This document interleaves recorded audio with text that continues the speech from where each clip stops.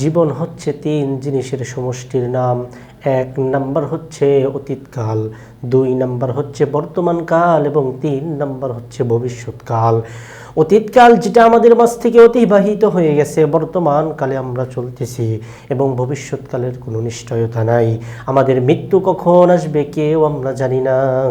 আল্লাহর হাবিব মুহাম্মদ আরবি সাল্লাল্লাহু আলাইহি ওয়াসাল্লাম সাহাবীকে ডাকতে বলে, হে আমার সাহাবী, তোমরা মৃত্যুকে কতটুকু নিকটে মনে করো? সাহাবায়ে কেরাম নবীকে ডাকতে বলে, ইয়া রাসূলুল্লাহ, ইয়া হাবিবাল্লাহ, আমরা মৃত্যুকে এত নিকটে মনে করি, ফজর নামাজ পড়েছি, জোহর নামাজ পড়তে পারবো কিনা জানি না। এরপরে নবীজি যখন এই কথা শুনলেন, নবীজি ডাক দিয়ে বলেন, দালিকা বাঈদ, এটা তো অনেক দূরের কথা। এরপরে আরেক সাহাবীকে জিজ্ঞাসা করলেন, ও সাহাবী, তুমি মৃত্যুকে কতটুকু নিকটে মনে করো? সাহাবী ডাক দিয়ে বলে, ইয়া রাসূলুল্লাহ, ইয়া হাবিবাল্লাহ, আমি মৃত্যুকে এতটুকু নিকটে মনে করি, জোহর নামাজ পড়তে পেরেছি, আসর নামাজ পড়তে পারবো কিনা জানি না। নবীজি ডাক দিয়ে বলেন, যালিকা বাঈদ, এটাও তো অনেক দূরের কথা।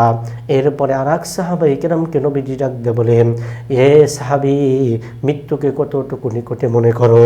সাহাবায়ে কেরাম ডাক দিয়ে বলেন, ইয়া রাসূলুল্লাহ, ইয়া হাবিবাল্লাহ, আমি মৃত্যুকে এতটুকু নিকটে মনে করি, আমি আসর নামাজ পড়তে পেরেছি, মাগরিবের নামাজ পড়তে পারবো কিনা জানি না।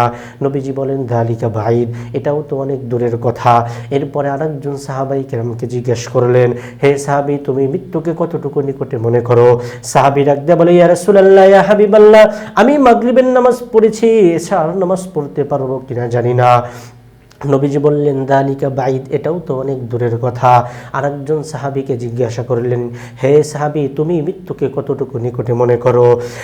যখন সাহাবায়ে কেরামকে নবীজি এই প্রশ্ন করলেন, সাহাবী ডাক দিয়ে বলে, ইয়া রাসূলুল্লাহ, ইয়া হাবিবাল্লাহ, আমি মৃত্যুকে এতটুকু নিকটে মনে করি, এশার নামাজ পড়েছি, ফজর নামাজ পড়তে পারবো কিনা জানি না।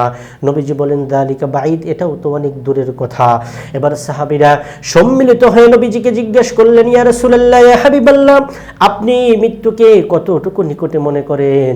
নবীজি ডাক দিয়ে বলে, হ্যাঁ আমার সাহাবায়ে কেরাম, আমি মৃত্যুকে এত নিকটে মনে করি, আমি নামাজে দাঁড়িয়েছি, নামাজ শেষ করার পরে যখন তাশাহুদের মধ্যে বসেছি, তাশাহুদ পড়া শেষ করে আমি ডান দিকে সালাম ফিরিয়েছি, বাম দিকে সালাম ফিরাতে পারবো কিনা এই নিশ্চয়তা আমি দিতে পারি না। প্রিয় উপস্থিতি, এই জন্য মুহাদ্দিসিনে কেরাম বলেন যে তিন সময়ের সমষ্টি করে মানুষের জীবন। অতীতকাল যেটা আমাদের মাঝ থেকে অতিবাহিত হয়ে গেছে, আমরা আমল করতে পেরেছি বা করি নাই, সেটা আমাদের মাঝ থেকে অতিবাহিত হয়ে গেছে।